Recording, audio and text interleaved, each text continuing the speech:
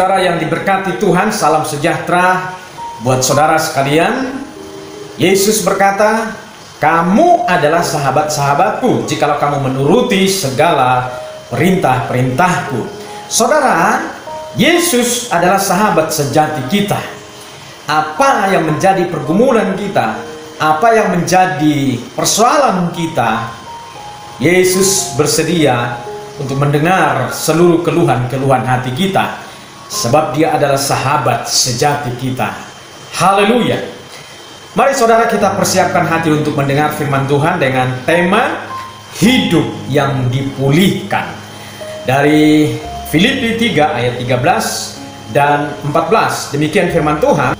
Saudara-saudara, aku sendiri tidak menganggap bahwa aku telah menangkapnya, tetapi ini yang kulakukan, aku melupakan apa yang di belakangku dan mengarahkan diri kepada apa yang di hadapanku, dan berlari-lari kepada tujuan untuk memperoleh hadiah, yaitu panggilan surgawi dari Allah dalam Kristus Yesus. Puji Tuhan.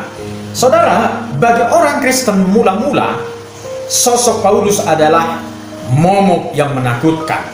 Sikapnya yang antipati terhadap kekristenan membuatnya menjadi seorang penganiaya jemaat Tuhan. Dan bagi Paulus, kekristenan adalah harus dilenyapkan karena ajarannya berseberangan dengan ajaran agama Yahudi.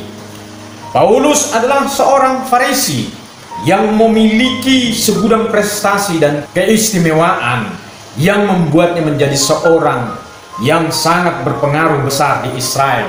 Dan itu juga yang menghantarnya menjadi pemimpin kelompok ekstrim Yahudi untuk menghabisi para pengikut Kristus.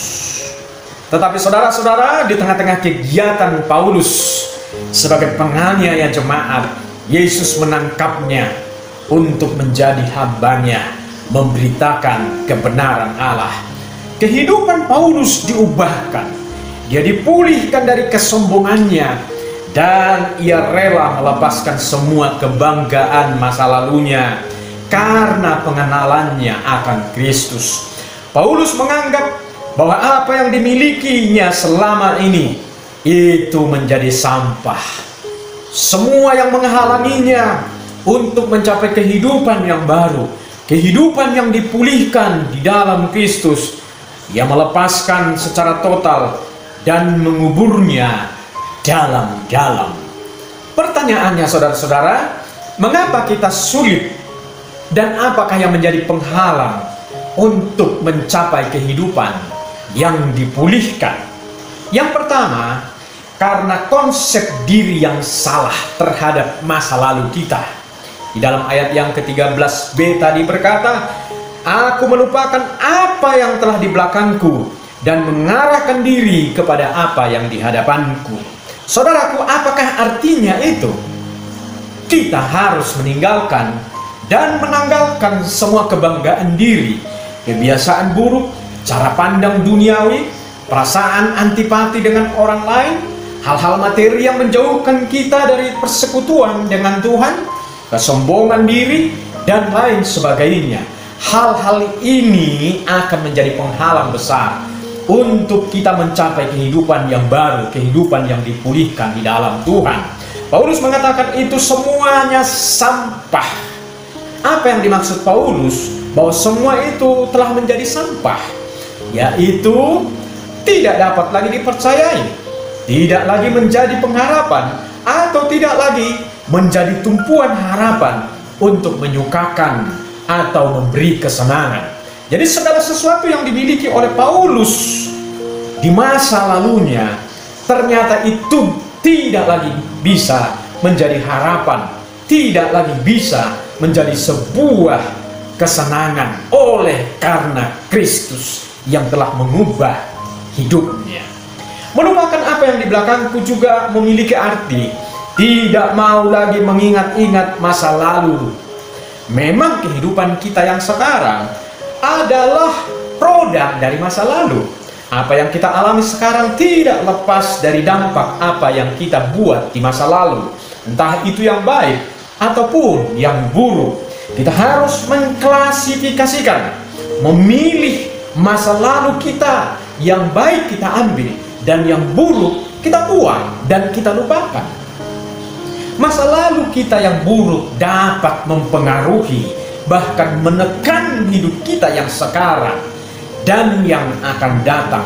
Bahkan bisa mengintimidasi kita, sehingga kita sulit untuk melangkah ke depan kepada kehidupan yang lebih baik dan yang berkemenangan.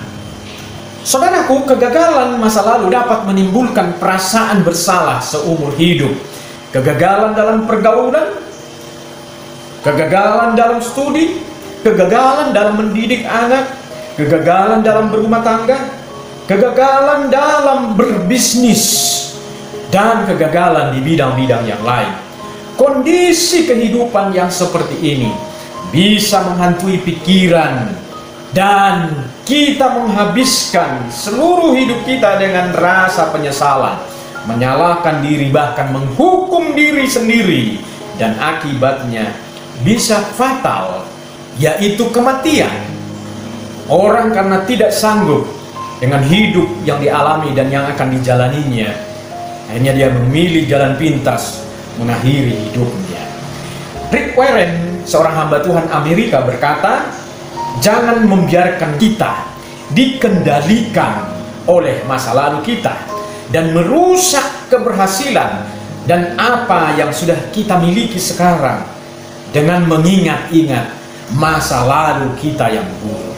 Saudara, ketika Kain berdosa karena membunuh adiknya, rasa bersalahnya memisahkannya dari hadirat Allah, dan Allah berfirman, engkau menjadi pelarian dan pengembara di bumi. Dalam Kejadian 4 ayat yang ke-14. Hal ini menggambarkan kehidupan banyak orang saat ini yang mengalami kehidupan yang berorientasi dengan masa lalunya dan melupakan tujuan hidupnya ke depan. Sekali lagi saudara-saudara, hidup kita sekarang memang adalah produk di masa lalu. Tetapi kita tidak perlu menjadi tawanan masa lalu. Allah tidak dibatasi oleh masa lalu kita. Dia memiliki rencana yang indah untuk hidup kita hari ini dan hidup kita di masa-masa mendatang. Allah melihat hidup kita yang sekarang dan tidak pernah mau mengingat-ingat akan dosa dan kehancuran kita di masa-masa yang lalu. Datanglah kepadanya dengan hati yang terbuka.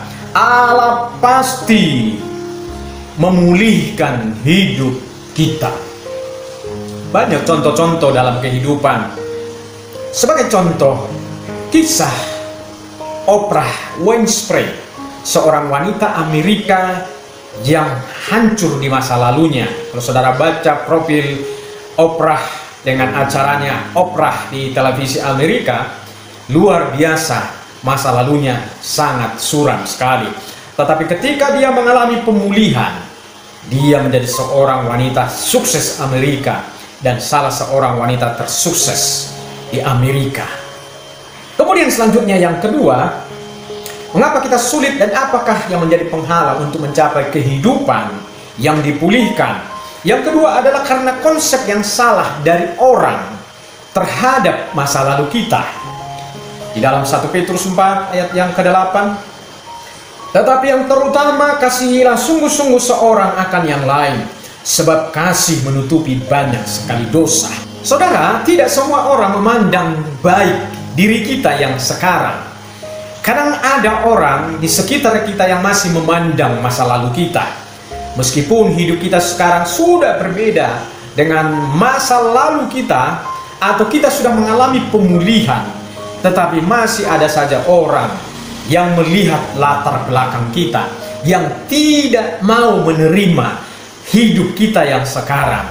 Bahkan mungkin juga sebaliknya, kita juga demikian, tidak siap menerima orang lain dan selalu melihat masa lalunya.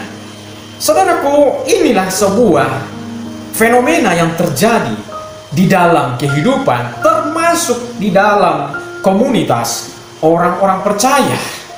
Kejadian seperti itu masih sering ditemukan di dalam komunitas Kristen yang masih melihat saudaranya, padahal sekarang dia sudah dipulihkan oleh Tuhan, tetapi masih sering masih melihat masa lalunya.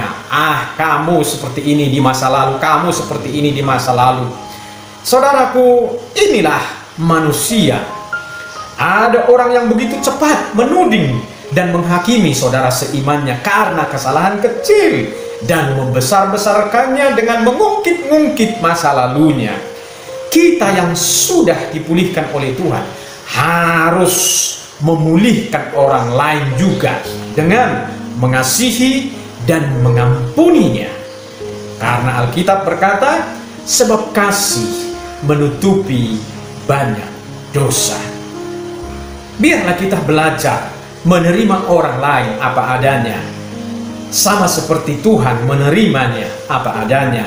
Sebab dengan demikian kita sedang menanamkan nilai-nilai kasih kepada orang banyak.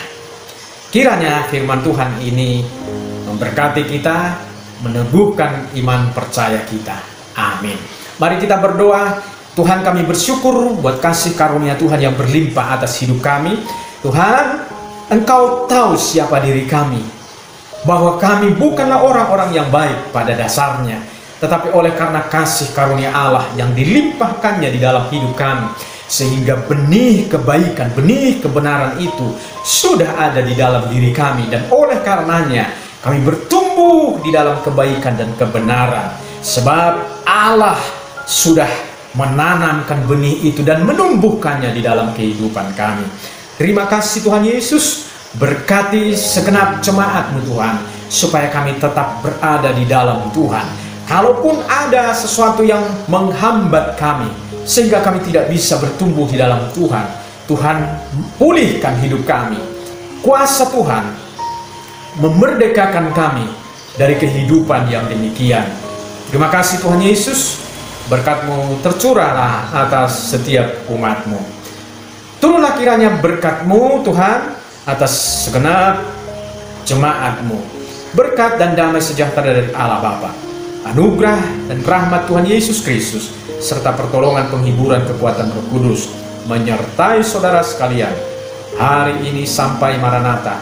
Tuhan Yesus menjemput setiap kita yang percaya. Haleluya. Amin.